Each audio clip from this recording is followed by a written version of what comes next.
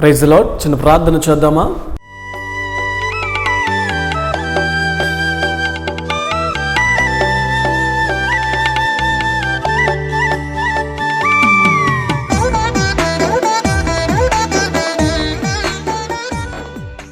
మహిమ కలిగిన మా ప్రభువా, సర్వోన్నతుడా, కెరూబుల మధ్య ఆసీనుడైన మా దేవా, మీ నామానికి స్తోత్రాలు.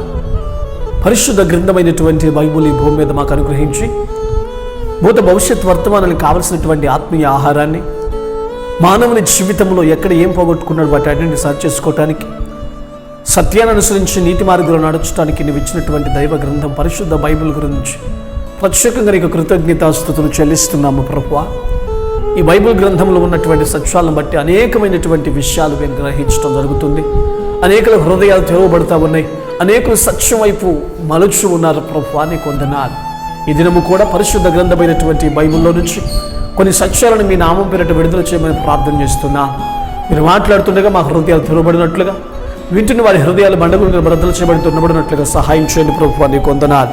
ఎందుకంటే మాట్లాడేది నరుడు కాదు కనుక పంతే 10:20 ప్రకారం నీ ఆత్మచేత నీవు మాట్లాడుచున్నావు కనుక నీకు స్తోత్రాలు ప్రభువా. నీవు మాట్లాడుచుండగా వినగల చెవులు గ్రహించే హృదయం నీ బిడ్డలకు అనుగ్రహించండి. పరిశుద్ధ గ్రంథమును చదవడానికి వారి మనసు మలనట్లుగా సహాయం చేయమని నజరేయుడిని యేసయ్య శక్తిగల నామమున ప్రార్థిస్తూ వేడుకొనుచున్నాను మా పరమ తండ్రి. ఆమేన్, ఆమేన్. ప్రభు పేరిట వందనాలు. ప్రియులారా, అంతా బాగున్నారా? దేవుని యొక్క కృపను బట్టి రూపాంతర స్వరమైన టీవీ పరిచర్య చేయడానికి దేవుడు కృపనిచ్చాడు కనుక ఆ రీతిగా ప్రతి దినము ప్రతిరోజు ఈ కార్యక్రమం ద్వారా మీ ముందుకు రావడానికి దేవుడు ఎంతగానో సహాయం చేస్తున్నాడు. మరి ఈ కార్యక్రమం అనేకులకు ఆధ్యాత్మికంగా మేలుకరంగా ఉన్నాయి అని చెప్పి మీరు మాట్లాడుతూ ఫోన్ కాల్స్ ద్వారా తెలియజేస్తున్నటువంటి మాటలను బట్టి ఎంతగానో దేవుళ్ళు సంతోషిస్తూ ఉన్నాం ప్రియులారా. మరి ఈ కార్యక్రమం తెలియని వారికి కూడా తెలియచేయండి. మా కొరకు కూడా ఈ టీవీ కార్యక్రమం యథావిధిగా కొనసాగునట్లుగా ప్రత్యేకంగా మీ ప్రార్థనలు గుర్తు చేసుకోనండి ప్రియులారా. మరి ఈ సమయంలో పరిశుద్ధ గ్రంథమైనటువంటి బైబిల్లో నుంచి ఒక మాట మీతో పంచుకోవాలని పరిశుద్ధాత్మ దేవుడు నన్ను ప్రేరేపించాడు. అదే మాట నేను మీతో పంచుకోవాలని ఇష్టపడుతూ ఉన్నాను. చూడండి, పరిశుద్ధ గ్రంథమైనటువంటి బైబిల్లో నుంచి లూకా రాసినటువంటి వైద్యుడైనటువంటి లూకా రాసినటువంటి లూకా శుభవార్త 10వ అధ్యాయాన్ని మనం పరిశోధన చేసినప్పుడు 10వ అధ్యాయము 30వ వాక్యాన్ని మనం చూసినప్పుడు ఇలాగ రాయబడి ఉంది ప్రియులారా. ఏమని రాయబడి ఉందయ్యా అంటే లూకా శుభవార్త 10వ అధ్యాయము 30వ వాక్యములో ఇలాగ రాయబడి ఉంది. అందుకు యేసు ఇట్లనెను, ఏమన్నాడంటే, ఒక మనుష్యుడు యెరూషలేము నుండి యెరికో పట్టణమునకు దిగిపోవచ్చు, దొంగల చేతిలో చిక్కెను అని రాయబడి ఉంది. ఈ మాట మీరు బాగా విన్నారా? ఒక మనుష్యుడు యెరూషలేము నుండి యెరికో పట్టణమునకు దిగిపోవచ్చు, దొంగల చేతికి చిక్కెను అని రాయబడి ఉంది. యెరూషలేము అనగా దేవుని పట్టణము, యెరూషలేము అనగా సర్వోన్నతుడి యొక్క మందిరము, యెరూషలేము అనగా సీమోను కొండ, యెరూషలేము అనగా ఉన్నతమైనటువంటి స్థలము. ఒక మనుష్యుడు ఉన్నతమైన స్థలములో ఉండే అనుభవంలో ఉన్నాడు. యెరూషలేము అనగా పరిశుద్ధ దేవాలయమని, యెరూషలేము అనగా దేవుని పట్టణమని, యెరూషలేము అనగా సినాయి కొండ అని, యెరూషలేము పట్టణం అనగా సియోను కొండ అని చెప్పి మనం చూస్తున్నాం. ఈ యెరూషలేము పట్టణం యొక్క అనుభవంలో ఉన్నవాడు, ఉన్నతమైనటువంటి దేవుని పట్టణమైనటువంటి యెరూషలేము పట్టణంలో అనుభవం కలిగినటువంటి ఒక మనుష్యుడు యెరికో పట్టణం వైపు మలుచున్నట్లుగా మనకు కనపడుతుంది ప్రియులారా. చూడండి, యెరూషలేము అనగా దేవుని పట్టణము, యెరికో పట్టణము అనగా లోకానికి సాదృశ్యం. ఈరోజు ఈ కడవరి దినాల్లో చాలామంది పరిస్థితి కూడా ఇలాగనే ఉండిపోతూ ఉంది. ఎలాగా ఉంటుందయ్యా అంటే, ఉన్నతమైనటువంటి ఆత్మీయ జీవితంలో అనుభవం ఉండి, ఉన్నతమైనటువంటి భక్తి జీవితంలో ఆలోచన నుండి, ప్రేరేపణ నుండి కొన్నేండ్లుగా, కొన్ని సంవత్సరాలుగా సర్వోన్నతమైన దేవుని ఉన్నతమైన అనుభవంలోను, ఆ సియోను కొండ దర్శనంలోను, ఆ దేవుని పట్టణం యొక్క ఆ మహిమను అన్ని వీటిని రుచి చూసి అనేకులు ఈ కడవరి దినాల్లో ఏమవుతుందయ్యా అంటే లోకం వైపు చూస్తున్నారు. చూడండి, ఆ మనుషుడు యెరూషలేము పట్టణంలో ఉన్నతమైన అనుభవంలో ఎదుగుతున్న ఆ మనుషుడు ఎందుకు యెరికో పట్టణం వైపు చూశాడు? గమనించాలి ఈ విషయాన్ని మీరు. ఈరోజు ప్రభు బిడ్డలుగా ఉంటున్న వారు అనేకులు కూడా ఉన్నతమైనటువంటి అనుభవంలో ఉండి, ఉన్నతమైనటువంటి దేవుని సహవాసంలో ఉండి, అనేకులు లోకం వైపు చూస్తూ దేవునికి దూరం అవుతూ ఆత్మీయ జీవితాలను పాడు చేసుకుంటున్నారు. ఇది సాతాను యొక్క పన్నాగం. యెరూషలేములో ఉన్నతమైన అనుభవం కలిగిన వాడు అక్కడే ఉండాలి కదా, ఆధ్యాత్మికంగా ఎదుగుతున్నవాడు అక్కడే ఉండాలి కదా, ఆత్మ సంబంధంగా ఎదుగుతున్న ఆ వ్యక్తి అక్కడే ఉండాలి కదా. అంటే ఉన్నతమైన అనుభవంలో ఉన్న ఒక మనుష్యుడు, ఆధ్యాత్మికంగా ఎదుగుతున్నటువంటి ఒక మనుష్యుడు యెరూషలేము అనుభవంలో, అలాగ భక్తి జీవితంలో దేవుని ఆరాధించే అనుభవంలో ఉన్న ఒక మనుష్యుడు దిగిపోతున్నాడట. అది ఎటువైపు అండి? ఎరుకో పట్టణం వైపు దిగిపోతున్నాడు. ఎరుకో పట్టణం అనగా అర్థం ఏమిటంటే లోకమునకు సాదృశ్యం. ఈ కడవరి దినాల్లో దుర్బాధలు ఎక్కువైపోయాయి, కల్పన కథలు ఎక్కువైపోయాయి. విశ్వాసులు సైతము అవిశ్వాసులుగా మార్చడానికి సాతాను ప్రపంచంలో తనకు దూతలుగా, పనివారిగా అనేక మందిని లేవనెత్తాడు సాతానుడు. ఎందుకంటే ఉన్నతమైనటువంటి యెరూషలేము అనుభవంలో ఉన్నటువంటి ఆత్మీయులందరినీ కూడా లోకం వైపు మళ్లించాలి, ఆ ఉన్నతమైన అనుభవంలో నుంచి వాళ్ళని బయటకు తీసుకురావాలి అని కంకణం కట్టుకొని పరిశుద్ధ గ్రంథాన్ని తప్పుపడుతూ, పరిశుద్ధ గ్రంథములో దేవుడు రాయించినటువంటి వాక్యములను తప్పుగా మాట్లాడుతూ అనేక ఆత్మీయ జీవితాలను పాడు చేస్తున్నారు. అనేకులు ప్రభు వైపు, ఉన్నతమైన అనుభవంలో ఉన్నవారిని ఆయన సైతము లోకం వైపు చూసేలా సాతానుడు వారి దూతల చేత పన్నాగం జరిగిస్తూ ఉన్నాడు ఈ కడవరి దినాల్లో. ఈ విషయం తెలియక చాలామంది కొన్ని సంవత్సరాలుగా దేవుళ్ళు ఎదుగుతూ, కొన్ని సంవత్సరాలుగా ఆధ్యాత్మికంగా దేవుని ఆత్మశాత బలపరచబడుతూ కూడా అనేకులు లోకం వైపు చూసి, లోకంలో ఉన్న వాటిని చూసి తన ఆత్మీయ జీవితాన్ని, ఉన్నత అనుభవాన్ని పోగొట్టుకుంటున్నారు. అందుకే యోహాను రాసినటువంటి మొదటి పత్రికలో మనం చూస్తే 2వ అధ్యాయాన్ని మనం చూస్తే 2వ అధ్యాయం 15వ వాక్యము ఇలాగ రాయబడి ఉంది. ఈ లోకమునైనను లోకములో ఉన్న వాటినైనను ప్రేమించకండి. ఎవడైనను లోకమును ప్రేమించిన ఎడల తండ్రి ప్రేమ వానిలో ఉండదు. చూడండి, లోకం మీదకి మనుషులను అనగా ఆత్మీయ బిడ్డలను లోకం వైపు మళ్ళిస్తున్నారు.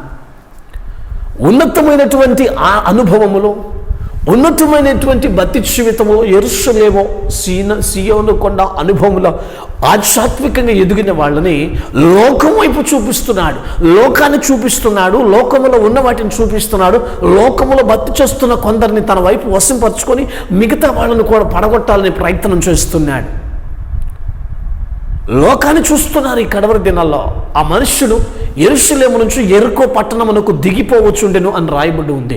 ఉన్నతమైన అనుభవం కలిగిన వాడు లోకాన్ని చూసి లోకంలోనికి దిగిపోవచ్చున్నాడని రాయబడి ఉంది. ఆ తర్వాత దొంగల చేతికి చిక్కి మరి ఆ బాధను అనుభవించినట్టు కూడా రాయబడి ఉంది.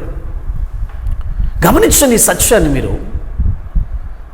సాతానుడు ఈ కడవరి దినాల్లో ఉన్నతమైన అనుభవంలో భక్తి జీవితంలో ఎదుగుతున్న వారిని పడగొట్టాలని, వారిని ఏ విధంగా ఉస్కలుపుతున్నాడు అంటే లోకాన్ని చూపిస్తున్నాడు, లోకంలో ఉన్న వాటిని చూపిస్తున్నాడు. లోకాన్ని చూపిస్తున్నాడు, లోకంలో ఉన్న వాటిని చూపిస్తున్నాడు. గమనించండి, మనం బాగా గమనిస్తే ఈ భూమి మీద కొన్ని దేశాలు, భూమి మీద అనేకమైనటువంటి దేశాలు ఉన్నాయి. కానీ ఏ దేశమునకు వెళ్ళినా బైబిల్ గ్రంథం సత్యం కనపడుతూనే ఉంది. ఏ ప్రాంతానికి వెళ్ళినా బైబిల్ కనపడతా ఉంది. ఏ దేశానికి వెళ్ళినా అన్ని దేశాల్లోనూ, అన్ని ప్రాంతాల్లోనూ బైబిల్ గ్రంథం సువార్త ప్రకటన చేయబడుతూ ఉంది. కానీ మన భారతదేశంలో కూడా సువార్త ప్రకటన చేయబడుతుంది. కానీ మన భారతదేశంలో సువార్త పని కోసం అని చెప్పి అనేకులను ఉన్నతమైన అనుభవంలో ఉన్న వారిని పడగొట్టాలని చెప్పేసి క్రైస్తవులను, బైబిల్ గ్రంథాన్ని తప్పుపట్టే వాళ్ళని సాతానుడు రేపాడు. గమనించండి ప్రియులారా, ఇప్పుడు వాళ్ళని ఉన్నతమైన అనుభవం ఎదిగిన వాళ్ళని ఎటు మలుపుతున్నాడు తెలుసండి? లోకం వైపు మళ్ళిస్తున్నాడు. లోకంలో భక్తి చేస్తున్న వారి వైపు మళ్ళిస్తున్నాడు. ఏమన్నా అంటే ఇంకా మనం 16 చదివితే, యోహాను రాసిన మొదటి పత్రిక 2:16 చదివితే అక్కడ రాయబడి ఉంది, లోకములో ఉన్నదంతయు అనగా శరీరాశయు, నేత్రాశయు, జీవపు డమ్మమును ఇవి తండ్రి వలన పుట్టినవి కావు, అవి లోక సంబంధమైనవే. లోకము దాని ఆశ గతించును గాని దేవుని చిత్తమును జరిగించువాడు నిరంతరము నిలుచును. లోకములు భక్తి చేస్తున్న వారిని చూపించి ఉన్నతమైన భక్తి జీవితంలో ఉన్న వారిని పడగొట్టేస్తున్నాడు. అర్థమైందండి ఆ భాష. యెరూషలేము అనుభవంలో ఉన్నవాడు యెరికో పట్టణం వైపు ఎందుకు దిగుతున్నాడు? ఉన్నతమైన అనుభవం కలిగిన వాడు ఈ లోకములో ఉన్నటువంటి నామకార్థ భక్తి చేసే వాళ్ళు ఉన్నారు చూశారు, నామకార్థ భక్తి చేసే వాళ్ళు ఉన్నారు చూశారు. వాళ్ళను ఉన్నతమైన స్థానంలో ఉన్నతమైన అనుభవంలో ఎదిగిన వాళ్ళను నామకార్థ భక్తి చేసే వాళ్ళను చూపించి వీళ్లను లోకంలోకి గుంజేస్తున్నాడు. ఈనాటి క్రైస్తవ సమాజం తెలుసుకోవాల్సిన సత్యం ఇదేనండి. వాని క్రియలకు ప్రతిఫలం అనుగ్రహిస్తాను, నేను త్వరగా వచ్చుచున్నాను ప్రభు పలికాడు. అన్యాయం చేయవాడిని ఇక అన్యాయమే చేయనేమో, మోసగాన్ని ఉండనేమో, దొంగగాని ఉండనేమో, వ్యభిచారిగా ఉండమో, వాని క్రియలకు ప్రతిఫలం ఇస్తానని ప్రభు మాట్లాడుచున్నాడు. ఈరోజు ఎంతమంది ఉన్నతమైన అనుభవం కలిగిన వాళ్ళు ఆధ్యాత్మికంగా లోకంలో ఉన్న వాటిని చూసి, సాతాన్ని ఎరయిస్తున్న వాటిని చూసి ఉన్నత అనుభవం కలిగిన వాళ్ళు లోకంలో పడి దేవునికి దూరం అవ్వట్లేదు. అది సాతాను యొక్క పన్నాగం. ప్రియులారా, ఎప్పుడైనా గమనించారా మీరు? నేను చెప్తున్నాను, నువ్వు ప్రభు బిడ్డవైతే ఆత్మీయంగా ఎదుగుతున్న వ్యక్తి దగ్గరికి నేను ఒకటి చెప్తున్నాను, లోకములో ఉన్న వాటినైనా, లోకములో భక్తి చేసే వారినైనా నువ్వు చూడొద్దు. నీవు లోకములో ఉన్న వాటినైనా, లోకములో భక్తి చేస్తున్న నీ సహోదరులు, లోకంలో భక్తి చేస్తున్న నీ సహోదరులు ఎవరైనా వాళ్ళను చూస్తే ఏమవుతుంది అంటే, నీ ఉన్నతమైన అనుభవాన్ని పోగొట్టుకొని వారిలాగా నామకార్థ భక్తి జీవితానికి నువ్వు దిగజారిపోతావు, దొంగ చేతిలో చిక్కి చిత్తుగా ఓడిపోతావు. గమనించండి ఈ మాటలు. అయితే బైబిల్ గ్రంథ ప్రకారం కొన్ని మాటలు మీతో చెప్పాలని నేను ఆశపడుతూ ఉన్నాను. మనం గమనించినట్లయితే ప్రియులారా, ఉన్నతమైన యెరూషలేము అనుభవంలో ఉన్నటువంటి వాళ్ళు ఎందుకు లోకం వైపు తిరుగుతున్నారయ్యా అంటే, ఒకవేళ లోకం వైపు చూస్తే ఆధ్యాత్మికంగా దేవుళ్ళలో ఉన్నతమైన అనుభవంలో, యెరూషలేము వైపు అనుభవంలో, మరి సీమోను కొండ అనుభవంలో ఉన్నటువంటి ఆత్మీయ బిడ్డలు లోకం వైపు చూస్తే ఏం పోగొట్టుకుంటారో నేను కొన్ని మాటలు మీకు చెప్పాలని నేను ఆశపడుతున్నాను. ఏం పోగొట్టుకుంటారు?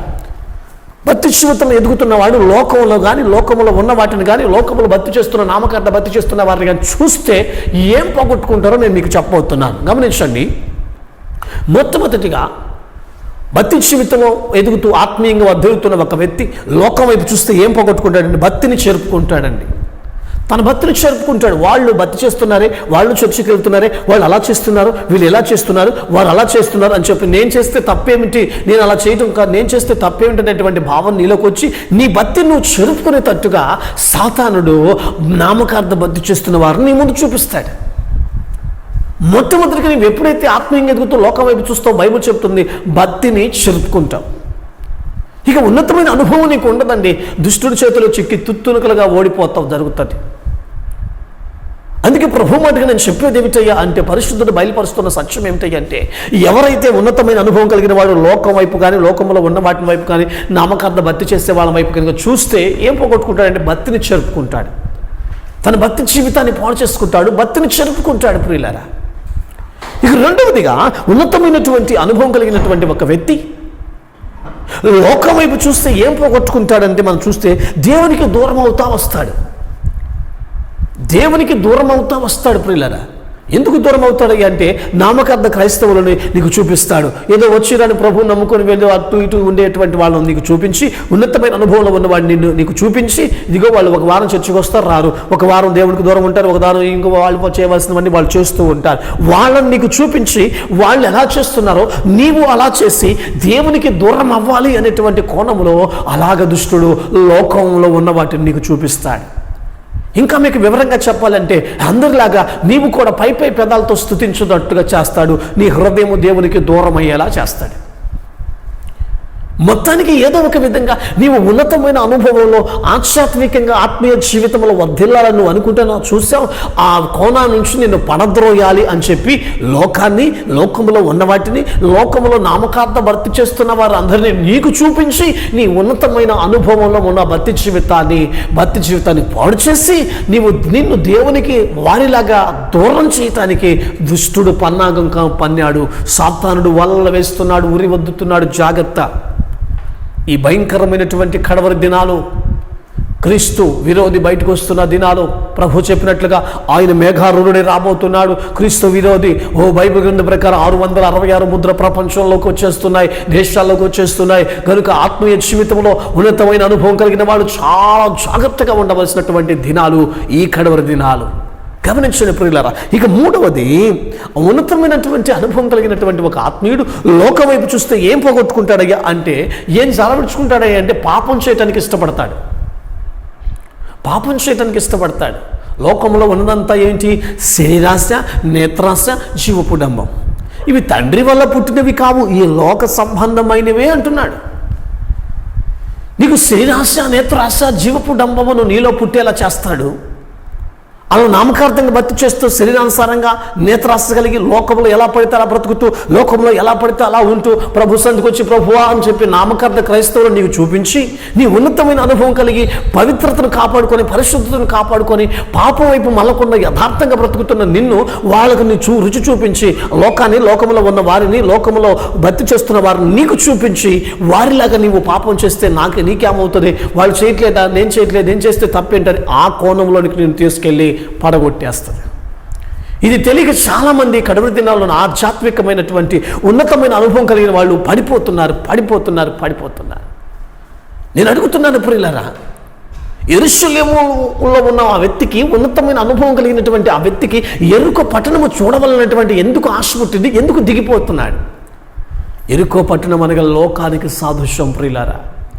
ఈరోజు ఉన్నతమైన భక్తి జీవితంలో ఎదుగుతున్నావు, ఆధ్యాత్మికంగా ఎదుగుతున్నావు, కానీ లోకం వైపు చూస్తున్నంత కాలం, లోకంలో ఉన్న వాటిని చూసినంత కాలం, లోకంలో నామకార్థ భక్తి చేస్తున్న వారిని చూసినంత కాలము నేను చెప్తున్నాను, నీవు దేవునికి దూరం అవుతావు, ఉన్నతమైన అనుభవాన్ని పోగొట్టుకుంటావు. అలాంటి భక్తి జీవితం చేసేటప్పుడు చాలా జాగ్రత్తగా ఉండండి. ఇప్పుడైతే నేను ఖచ్చితంగా దైవజనుడిగా మీకు చెప్తున్నాను, ఈ కడవరి దినాల్లో ఇంకొంచెం ఎంత సాధ్యమైతే అంత జాగ్రత్తగా ఉండటం నేర్చుకోండి. ఇక నాలుగవది, ఒక ఆత్మీయుడు ఉన్నతమైన అనుభవం కలిగిన వాడు మరి లోకం వైపు చూస్తే ఏం పోగొట్టుకుంటాడయ్యా అంటే, నాలుగవది పరిశుద్ధతను పోగొట్టుకుంటాడు. మన యేసుక్రీస్తు ప్రభువారిలో ఉన్నదేమిటో తెలుసా? పవిత్రత, పరిశుద్ధత. ఆయన చూపుల పరిశుద్ధత, మాటల ప్రవర్తన పరిశుద్ధత, క్రియల్లో పరిశుద్ధత, ప్రవర్తన పరిశుద్ధత, ఆయన బ్రతుకంతయు పరిశుద్ధత కలిగినటువంటి వాడు యేసుక్రీస్తు ప్రభువారు. ఆ ఉన్నతమైన అనుభవంలో ఎదుగుతున్న వాడు కూడా దేవుని నామంలో ఉన్నటువంటి ఆ పరిశుద్ధతను స్తుతించడం ద్వారా వాళ్ళు కూడా పరిశుద్ధులుగా పిలువబడతారు. పరిశుద్ధాత్ముడు వారిలో ఉంటాడు కనుక ఎప్పుడైతే ఆ పరిశుద్ధతను, పవిత్రత కలిగి నువ్వు బ్రతుకుతున్నావో, ఆ పరిశుద్ధతను, ఆ పవిత్రతను నీలో లేకుండా చేసి ఆ ఉన్నతమైన అనుభవం నుంచి నేను క్రిందకు నెట్టివేయాలి అని చెప్పి లోకాన్ని, లోకంలో ఉన్న వాటిని, లోకంలో నామకార్థ భక్తి చేస్తున్న వారిని నీకు చూపించి, నీవు కావాలనే పరిశుద్ధతను పోగొట్టుకున్నట్లుగా, నీవు కావాలనే ఆ ఉన్నతమైన అనుభవం నుంచి క్రిందకు దిగి ఆ లోకస్తులు నామకార్థ భక్తి చేస్తున్న వారు ఎలా చేస్తున్నారో నేను కూడా అలాగనే చేస్తే బాగుంటుంది అన్నట్లుగా నీకు ఎర చూపించి, వల వేసి, వాళ్ళని నీకు చూపించి నిన్ను పడగొడుతున్నాడు. ఎంతమంది జీవితాలు పాడైపోతున్నాయో, ఎంతమంది ప్రారంభంలో మేము అంత ప్రార్థన పరలేరు. ప్రారంభంలో మేము ప్రార్థన చేయకుండా పచ్చి మంచినీళ్ళు కూడా ముట్టేవాళ్ళం కాదు. ప్రారంభంలో మేము గంటలు ప్రార్థన చేసేవాళ్ళమని చెప్పుకుంటున్నారు. నేను అడుగుతున్నాను, ఒకప్పుడు ప్రారంభంలో మంచినీళ్ళు కూడా ప్రార్థన చేయకుండా మంచినీళ్ళు కూడా తాగేదానివి కాదులే, కానీ ప్రారంభంలో దేవుని ఆత్మచేత గంటలు ప్రార్థన చేసేదానివే కానట్లేదు, కానీ ఇప్పుడు చేస్తున్నావా అని నేను అడుగుతున్నాను. ఎప్పుడు చేస్తున్నావా? ఎప్పుడో యాలగుర్రం ఎక్కేమంటే అట్టు కుదరద్దండి. ఎప్పుడో మంచి అనుభవంలో ఉన్నాను, ఆత్మమంటలో ఉన్నాను, పరిశుద్ధాత్మ ద్వారా గంటలు ప్రార్థన చేశాను, ఉపవాస ప్రార్థన చేశాను ఒకప్పుడు. ఇప్పుడు నువ్వేం చేస్తున్నావు చెప్పు అంటే, ఒకప్పుడు చేసాం, లోకాన్ని చూసి పడిపోయాం. ఇప్పుడు ఏమిటయ్యా అంటే, నేను ఒకప్పుడు చేశాను, ఇప్పుడు చేయలేకపోతున్నాను అంటే అర్థం ఏంటి? ఉన్నతమైన అనుభవంలోంచి జారిపడ్డామనే కదా అర్థం. నా ప్రియమైన వారిలో ఒకసారి ఆలోచించండి. యోహాను రాసినటువంటి మొదటి పత్రిక 5:4 అన్నాడు, మీరు లోకమును జయించాలి అని ప్రభు అన్నాడు. ఆమేన్. లోకాన్ని, లోకములో ఉన్న వాటిని కూడా మీరు జయించాలి. నేను ఏ విధంగా లోకాన్ని జయించి తిరిగి లేచానో మీరు కూడా అదే విధంగా లోకాన్ని జయించి, లోకములో ఉన్న వాటిని జయించి తిరిగి లేవాలి. వాటిని మీరు జయించాలి అని ప్రభువారు మాట్లాడుచున్నాడు. నా ప్రియమైన వారలారా, ఉన్నతమైన అనుభవంలో నువ్వు భక్తి జీవితంలో ఎదుగుతున్నట్లయితే నేను చెప్తున్నాను, లోకం వైపు కానీ, లోకంలో ఉన్న వాటి వైపు కానీ, లోకంలో నామకార్థ భక్తి జీవితం చేసేవారి వైపు మాత్రం దయచేసి చూడవద్దు. అలా నువ్వు చూస్తే యెరూషలేము అనుభవంలో ఉన్నవాడు యెరికో పట్టణానికి దిగిపోనట్లుగా నీవు కూడా దేవునికి దూరం అవుతావు. గమనించండి. ఈ మాటలు మీకు అర్థమైతే ఒక చిన్న ప్రార్థన చేస్తాను. తలలు వంచండి, కళ్ళు మూసుకొని ఒక చిన్న ప్రార్థన చేసి నేను ముగిస్తాను.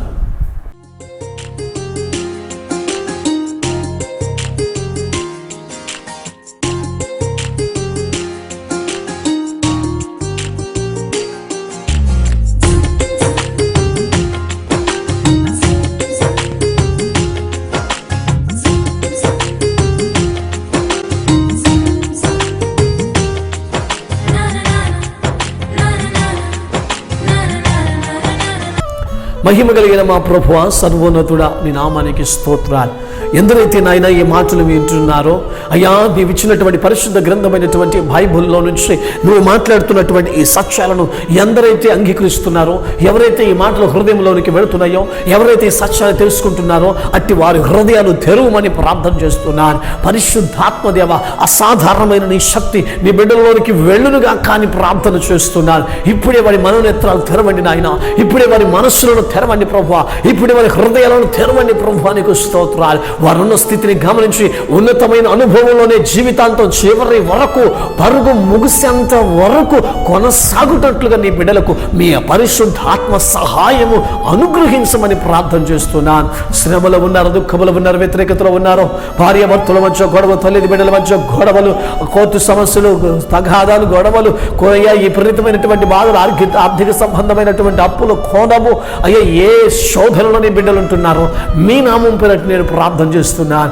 ఇప్పుడే వాటి బలహీనత అంతయు ఆ క్రియలన్నిటిని మీ నామం పేరిట విడుదల చేయమని ప్రార్థన చేస్తున్నాను. మీ ప్రభావము విడుదల చేయండి, మీ శక్తిని విడుదల చేయండి. ఒక నూతనమైనటువంటి మిరాకిల్, ఒక అసాధారణమైన నీ శక్తి నీ బిడ్డలలో, హృదయాల, వారి కుటుంబాల్లో జరుగును గాక అని ప్రార్థన చేస్తున్నాను. పరిశుద్ధాత్మదేవ, నీ బిడ్డలకు మీరు తోడై ఉండండి ప్రభువా.